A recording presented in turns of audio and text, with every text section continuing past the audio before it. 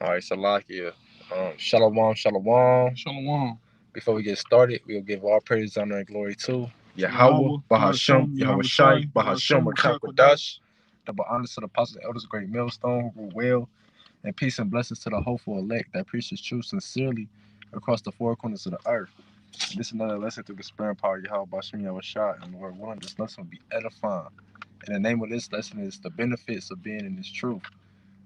Because this truth, this walk we in come with abundant of benefits, you know. But we're gonna just get into the scriptures. It's Deuteronomy chapter 28, verse 1. And it shall come to pass, if thou shalt hearken diligently unto the voice of the Lord thy power, to observe and to do all his commandments, which I command thee this day, that the Lord thy power will set thee on high above all nations of the earth. Right. Hey, cause the Lord chose, Deuteronomy 7:6, it say we was chosen above a special people unto the Lord above all people upon the face of the earth. So the Lord chose us to be in this truth and to serve him, to be his people, to be the sons of the living power. The Lord chose us out of all nations. And the Lord said, if you hearken, and do the things he said and command you, he gonna set you high above all these nations. He gonna put us in the highest state and put these nations in the lowest state. These nations go be serving us. If we serve the Lord, he gonna give us servants for serving him. Come, I got a quick little precept. Huh. And that's a hell of a benefit right there, because having servants is true riches. Because people being your shalom, but people being your servant, that come with multiple resources, income constantly coming in through animals, them taking care of the animals, them taking care of the crops in the field, them cleaning, cooking, you know, making clothing for you, making shelter for you, so on and so forth. It's multiple benefits with having a servant, you know. And the Lord said he gonna set us high above all nations. So that means all the nations gonna be our servants. So that's gonna be constant resources and income coming in. You know, just go this all of this is just going off the strength of you serving the Lord. This is Joshua chapter 1, verse 8. This book of the law shall not depart out of thy mouth, but thou shalt meditate therein day and night, and thou shalt observe that thou mayest observe to do according to all that is written therein. For then thou shalt make thy way prosperous, and then thou shalt have good success. Right. So the Lord, grants you good success by way of, you keeping the law, statutes, and commandments. And basically meditating on it every day. All right, that's what's going to bring you toward the rewards that come with the kingdom. And that's the spirit, because last night we was doing a video and the brother pulled out the Psalms 37 about if you delight yourself in the Lord, he shall give you the desires of thy heart. Delighting yourself in the Lord is serving him and doing what he commanded you to do. Then within you having servants, that's gonna fulfill down there all the desires of your heart on a carnal level. So serving the Lord is important. That's the number one thing to do. This Romans. Oh no, go back to Deuteronomy 28. You may read verse 2. All right, Deuteronomy chapter 28, verse 2.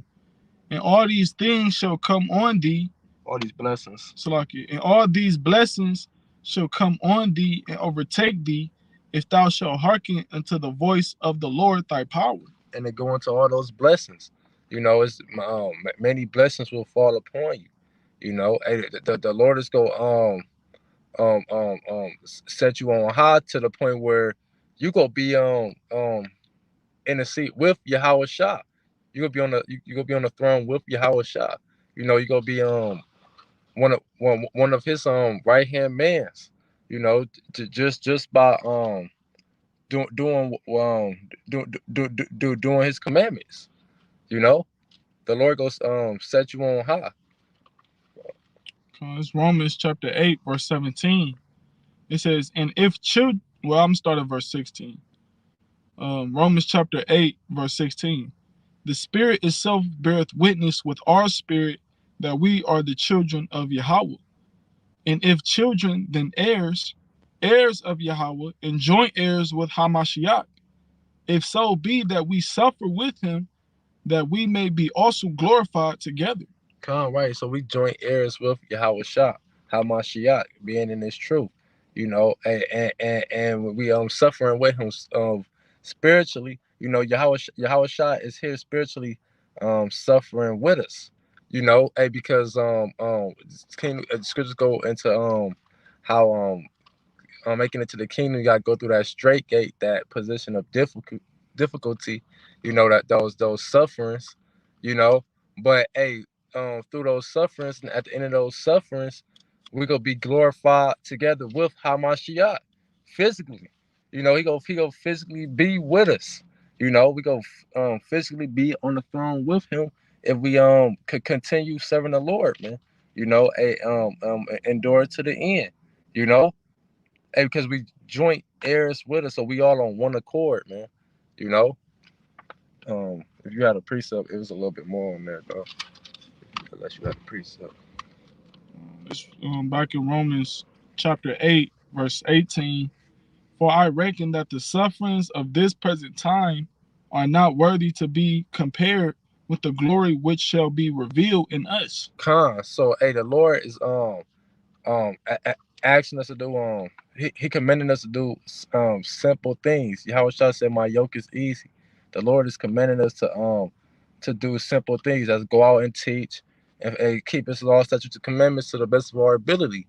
You know, hey, but what comes with that is these demons, these left hand energies, trying to hinder you from doing that. You know, as different distractions try to come in your way, or different things you'll go through, that'll just make doing the work harder. But through all the sufferings, it's not worthy to be compared to what we go actually receive. It's actually worth going through it, because what we go receive is on a way priceless higher scale.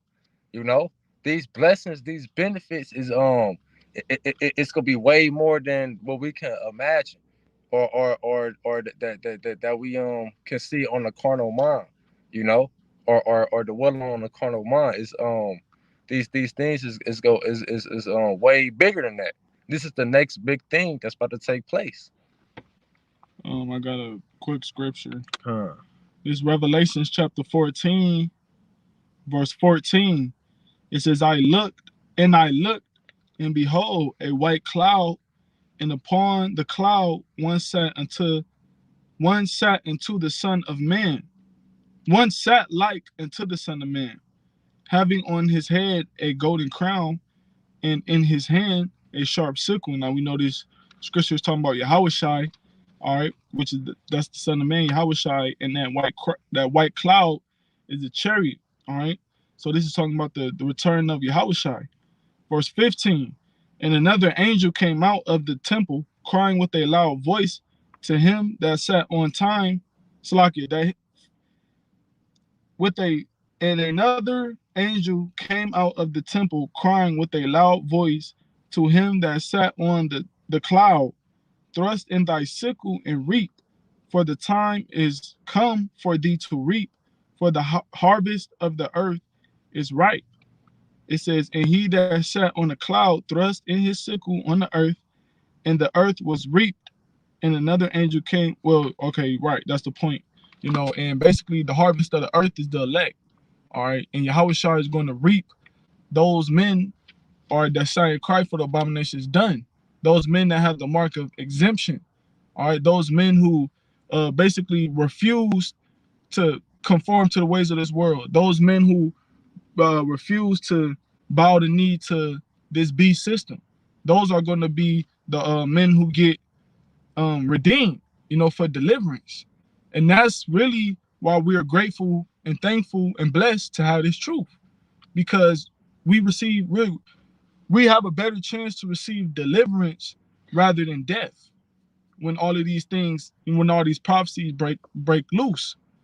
All right. So the deliverance and the redemption that Yahweh Shai is going to come with is ultimately going to be worth it. It's ultimately going to be better than it's going to be worth suffering. When Yahweh Shai come back and deliver us, it's going to be worth all the suffering, all the waiting, patience, and affliction, man. Basically, just to back up, that Romans 8 and 18. It was one more verse on the verse 19, Romans chapter 8, verse 19. For the earnest expectation of the creature waiteth for the manifestation of the sons of Yahweh. Right. So these things is already waiting for us to be in place, to be in that rulership. It's already, Yahweh Shah said, I go and prepare a place for you. The kingdom of heaven is already prepared for us to rule. We're just playing our lots out, and Lord willing, our lots being the first ones to rule, being the aristocrat, the best to rule. Lord willing. If we just keep continuing what we're doing in truth and sincerity.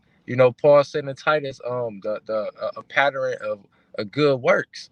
Because it's gonna be worth it. These benefits is gonna last for eternity. They not gonna go away. They just gonna keep coming, and it's gonna get better and better. You got another precept because I had something.